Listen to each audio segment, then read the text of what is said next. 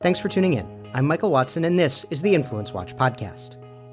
In this episode, Planned Parenthood steps on its own talking points about the centrality of abortion to its mission, senators attack a Roman Catholic fraternal organization, and libertarians sue the federal government for censoring a man who believes he was a victim of abuse of power by the Securities and Exchange Commission.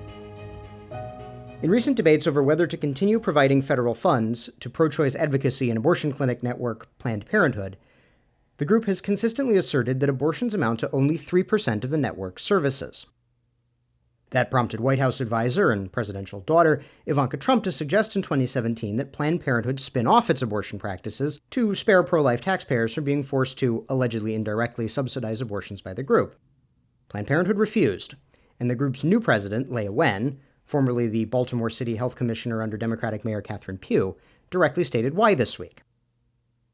In response to a BuzzFeed article, she wrote, quote, "Our, Planned Parenthood's, core mission is providing, protecting, and expanding access to abortion and reproductive health care," which sort of steps on the 3% talking point more than a little bit. In more than a few ways, Planned Parenthood is also core to the continued provision of abortions in the United States. Comparing statistics from the CDC on total abortions performed and Planned Parenthood's reporting of the number its network performed, Planned Parenthood Federation of America reports that it conducted more than half of reported abortions in the U.S. Planned Parenthood is also naturally core to the liberal political infrastructure as well, both as a contributor and as a recipient of contributions. Planned Parenthood Federation of America financial supporters include Warren Buffett, through the Susan Thompson Buffett Foundation he funded to support his late first wife's pro-choice causes, Mike Bloomberg, through Bloomberg Philanthropies, major institutional left-wing foundations like the Ford Foundation and the Pew Charitable Trusts, and labor unions like the Service Employees International Union and United Food and Commercial Workers. For its part, Planned Parenthood Federation of America has provided contributions to the Center for American Progress, the Democratic Party establishment-aligned think tank, and Netroots Nation, a left-wing bloggers and activists conference. In our second item, we turn to Article 6 of the U.S. Constitution, which reads in part, quote, "No religious test shall ever be required as a qualification to any office or public trust under the United States." The provision ensured that no American government, at any level, could repeat the passage and effects of the English Acts of Supremacy and Test Acts, a set of laws requiring English public officials, including members of Parliament, to swear oaths affirming the King's supremacy over religion in England and denying the Catholic interpretation of the Eucharist. In essence, banning Catholics from public office. But it seems that a handful of Democratic senators wish to, in their own small way, revive the religious test. Senators Mazie Hirono of Hawaii and Kamala Harris of California asked a series of probing questions about judicial nominee Brian Buescher's membership in the Knights of Columbus, a fraternal organization for Roman Catholic men.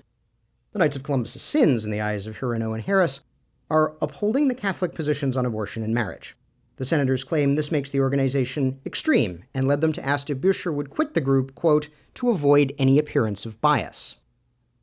Senators received an intra-party rebuke from normally left-wing Representative Tulsi Gabbard of Hawaii, who expressed opposition both to Buescher's nomination and to Harris and Hirono's line of questioning, which Gabbard went so far as to characterize as, quote, "religious bigotry." Gabbard further noted that Democratic luminaries John Fitzgerald and Teddy Kennedy were members of the Knights of Columbus. Other left-wing activists backed Harris and Hirono. Jill Filipovich, a feminist author and fellow at the liberal think tank New America, called the Knights, quote, "an extreme right-wing, anti-choice, anti-LGBT, all-male organization," and tweeted an opposition research document on the Knights of Columbus compiled by a group calling itself Catholics for Choice, an ostensibly but not really Catholic organization advocating for abortion rights, funded by Warren Buffett, through the foundation named for his late wife. In response to Harris and Hirono's questioning, the Washington, D.C. chapter of the Knights of Columbus wrote a letter to the senators, reiterating the group's political neutrality. The group, quote, "does not have the authority to take personal political positions on behalf of all its approximately 2 million members," and illustrating the group's charitable works, including a coat drive and collections of baby supplies for the poor. And in our final item, the libertarian think tank the Cato Institute, and with the support of libertarian public interest law firm Institute for Justice, is suing the government. Which isn't surprising. What is somewhat surprising is what they're suing the government for. The groups allege that the Securities and Exchange Commission, or SEC, a federal agency responsible for enforcing regulations on financial trading, is unlawfully prohibiting the Cato Institute from publishing a book because of conditions of a settlement agreement with the book's author, a person who believes the agency railroaded him.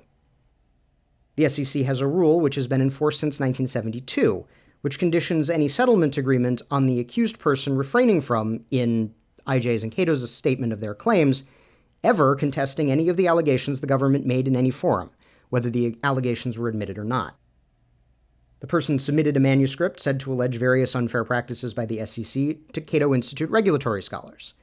Given the Cato Institute's long-standing criticisms of government regulatory processes and unfairness shown by government prosecutors towards the accused, Cato wishes to publish the book. Among Cato's criticisms of the SEC process is that the agency allegedly uses the threat of ruinous, endless litigations to compel settlements subject to the gag orders, which then chill criticism of the process by the accused. This would be a form of what's called lawfare, punishment by litigation, except performed by the federal government itself. Because of the settlement gag order, Cato cannot publish the book.